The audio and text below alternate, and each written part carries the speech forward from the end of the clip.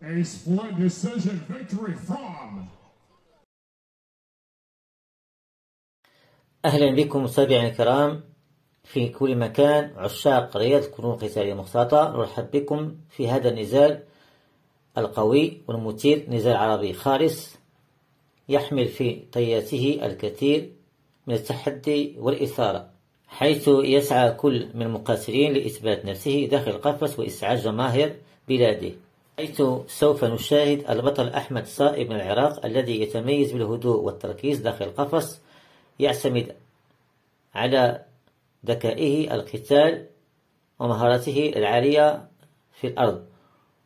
ومن جهة أخرى البطل الجزائري فؤاد المدن يتميز بأسلوبه الهجومي والقوي والشرس في توجيه ضربات مؤلمة، ويعتبر من الوجوه الصاعدة في هذا المجال، وهي الفنون القتالية المختلطة، وفرصة ممتعة للجميع. ضربة قوية حلوة جميلة، كان ممكن تنهي النزال في لحظات. ركلة أخرى من أحمد صائب، خطير هذه ركلات اليسارية غالبا بس يوقف، وهذا يلي عم بيحضر له مدني. وانتو رائعة من مدني. انا اتفق طبعا مع كاركي، اعتقد شوف حتى نظرته ينظر الى منتصف الخصر لكي محاولة انزال، فقاعد يموه بايديه عشان يسوي حركة اسقاط. احنا نعرف صراحة انه اكثر من مرة احمد صائب كان عنده مشكلة بفرض المقاتلين الاخرين طريقة النزال على الارض عالية، لانه معروف عنه مقاتل سترايكر. بس عنده ركله يساريه اعتقد يعني حاطها يريد يسوي فيها العجائب. خلينا نشوف هل هو الاسقاط راح يسوي مدني المقاتل الجزائري. شوف يعني عنده فرصه احمد صائب يفوز تكون بالجوله الاولى، لان بالنهايه اللياقه راح تخونه اعتقد. طبعا انا عارف انه يدرب، بس التدريب مثل ما تعرف كركي مو مثل التدريب، يعني لما تدرب الاشخاص الاخرين مو مثل التدريب انت لنفسك، فهو ما عنده معسكر ما عنده اي شيء.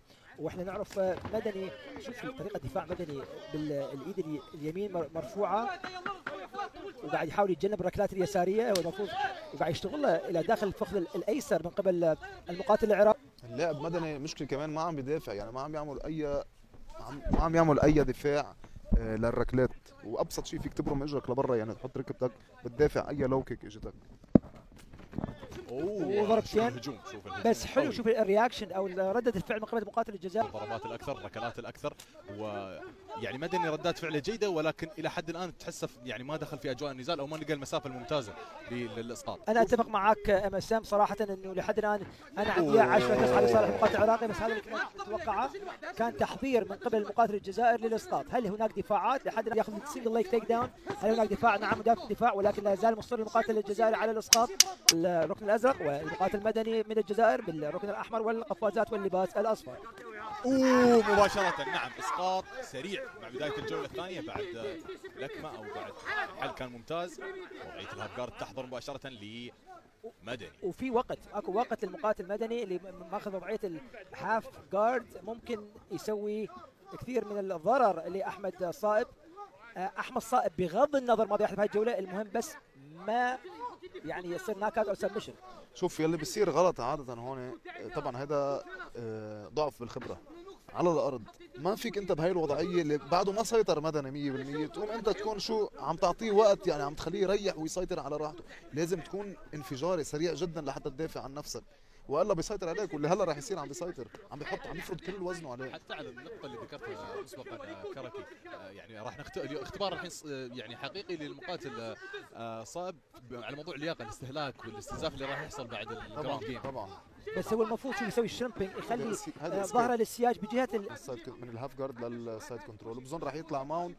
هذه الاستراتيجي انا عم بقراها قبل ما يعملها لمدني، بده يطلع ماونت، بده ينهيها يا سبمشن يا جراوند اند مدني. دفاع جيد من السايد كنترول، بس المفروض يسوي شرمبينج، يلف على الجهه الثانيه ويخلي خصره بعيد. هسه عندك ني اون ذا بيلي، لو يعرف لما يحط عليها لازم يلف، يعني المفروض يعطي خصره او ظهره باتجاه بعيد عن الركبه. بهاي الوضعيه ممنوع يفكر اللاعب بالضرب. اللاعب اللي هو عم يعني تحت بالوضعيه السيئه ممنوع يفكر بالضرب، لازم اول شيء يفكر فيه هو انه يهرب، بعدين بتضرب انت بس وضعيه مسيطر فيها. وضعيه الان التوب ماونت، وممكن نشوف هاف جارد يدافع بسرعه. يعني شوف المقاتل العراقي بكل الاحوال يحاول ما يعطي السبمشن، اي شيء يسوي ما يعطي السبمشن، ويرجع بالجوله الثالثه يقطع على الواقف. لو صارت هذا الشيء راح تكون ضربات ركبه قويه من قبل مدني. بدي لك شغله كمان، شوف سيطره الراس، انت حاعطيك يعني تقنيات هيك صغيره بنستعملها بالنادي. راسك بيلحق ظهرك، يعني مثلا اذا بدفش لك راسك انا جسمك بيمشي معه، لما واحد يحط ضغط على وجهك يبرمك لجهه عكس ظهرك فانت مجبور انك تعطيه ظهرك، وهذا اللي عم بيصير هلا. لازم تشيل له الضغط اللي حاطه على راسك. ممكن يطلع بس عطاه ظهره لو حاول يطلع. حلو. هسه المفروض يحاول مدني يرجع احمد صائب للارض. احمد صائب طلع وعنده دقيقه، لو يقدر يسوي ضرر، على فكره ضرر يقدر يستعيد هذه الجوله. المهم باقي له دقيقه واحده فقط. لان احمد صائب يتخلص في الدقيقه الاخيره من الجوله الثانيه وهو يعمل كيج كنترول بشكل ممتاز. المفروض احمد صائب يضرب ضربات كوع وضربات الركلات العاليه في هذه اللحظه. هون بعد ما تقوم على الارض بيكون شو اللاكتيك اسيد انتشر بالعضلات كلها، صعب جدا انك ترجع تضرب. طبعا هذا بده كثير تدريب على الايام. باقي حوالي 35 ثانيه. احمد صائب طلع من الموقف الصعب اللي وضع نفسه فيه او اللي وضعه فيه مدني، خلينا نكون واقعيين، وهذا اللي قاعد يحاول يسويه مدني. حلو السكرول جدا، حلو السكرول.